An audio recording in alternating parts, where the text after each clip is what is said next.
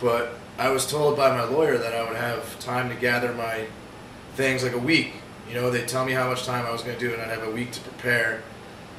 So I thought I was going to get to use, and I'll get high, and I'll get all messed up for a week, and then I'll go to jail, and it'll be all right. But no. Sentenced that day, January 4th, 2007, right to jail from the courtroom.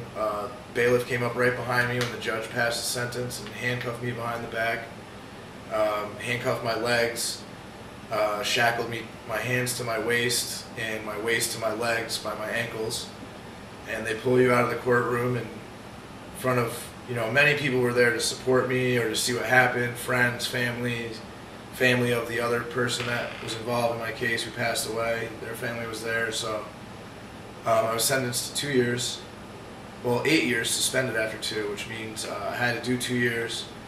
But when I came out, I had 6 years hanging over my head, which meant if I messed up, I would go back to jail for 6 years.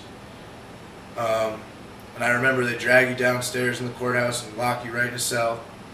And then from there, you're taken to jail. You don't have a choice. You don't have a say in the matter. You don't get anything. You just go right to jail. And I remember that first night getting there, being so scared. You know, you walk into a jail full of so many people, more people than you've ever seen or could imagine, and scary people too, big guys. And you know, you see jail on TV, you think, you know, rape, fights, you know, what am I going to have to do to survive for this amount of time? And it's very scary, very, very scary. Right when you walk in, everybody's screaming at you, oh, you know, like, give me this, give me that, you're screaming. So you go, you get sent to your bunk, and you go there and fold out your mattress and put your sheets on, and you get in bed and you don't know what to do, you don't talk to anyone, and you sit there alone and scared, just thinking about everything that led up to there and how it got you there. And it's just an awful, eye-opening experience, which I don't wish upon my worst enemy. I would never. You told me that. You said you never wish on him. My worst enemy, I could hate the person with my entire being, and I still would not want them to go to jail, ever in their life, just because it's that awful of an experience.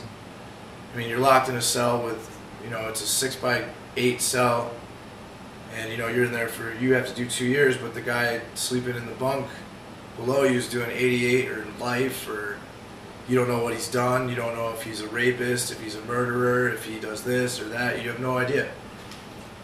And so I went for a month in Hartford and Cheshire until my level dropped, and then I was sent to Enfield.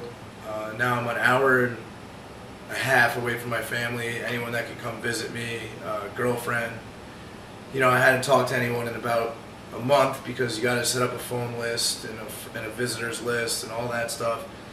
So you could write letters, but I mean, other than that, no one's heard from me. And you know, you're alone.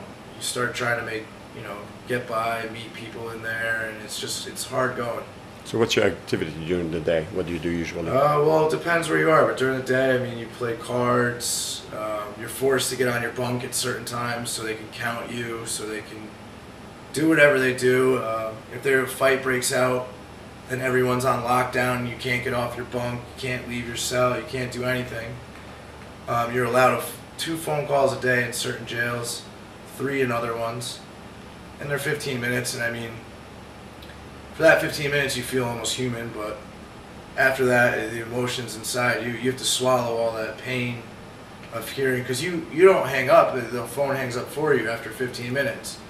You know, it'll tell you have 60 seconds, and then you'll try to rush. Oh, bye, baby, I love you, or bye, mom, I love you. I'll talk to you tomorrow. Click. Sometimes you don't even get the sentence out, and it just turns off. And it's an awful feeling. You have to swallow, and you don't want to let anybody see you cry or see your emotion, because they'll take it and use it against you. That's how jail is. Everybody looks for a weakness in another person and uses it against them to make their time, to make that person who they think is weak, their time harder. Because it'll make your time a little easier. You're picking on someone, you're making them suffer, but it makes you feel a little bit better.